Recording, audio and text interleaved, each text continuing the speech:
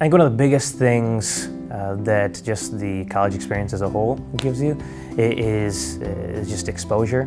You get a chance to see a lot of things that you may not have had access to or known about in the past, whether it's a research project that is involving global participation, or whether it's folks that are super successful in different walks of life, or whether it's just a pastime or an activity that you didn't know existed.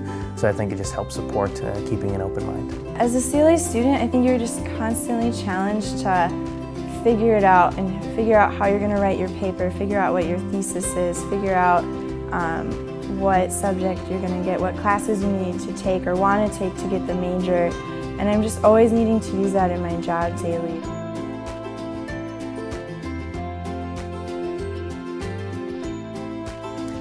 Don't freak out.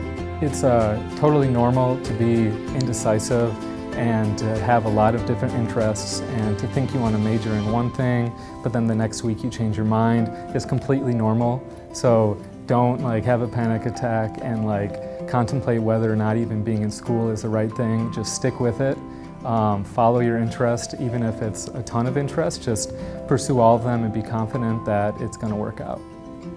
I had some trouble transitioning to just living in the dorms and had some bumps in the road in that process. So that was a bit of a struggle and just adjusting, and there were a lot of different personalities living in one space.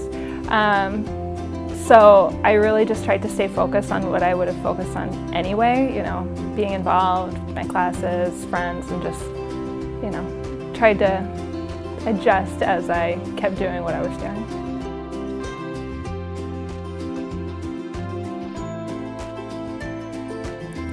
There are a lot of great things around it as it relates to career. It's, developing the way you think, the way you consume information, the way you communicate that information, but also there's that other side of it in terms of what environment or culture you want to be a part of whether you want to be in an environment where you're doing a lot of interaction, interacting with people, or whether you're not, and kind of evaluating those different things of what you like, what you don't like, what's a fit, what's not a fit.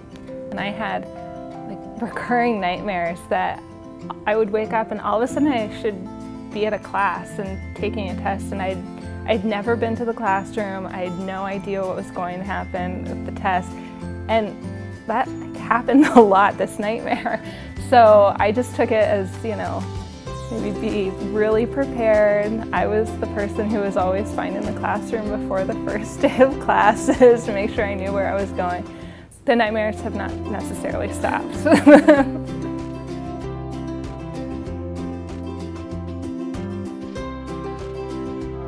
I set my alarm early. I was going to get up and study.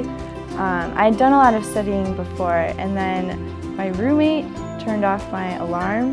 So when it went off, she just hit it off, and I did not hear it. And I woke up about 20 minutes before that final, thankfully.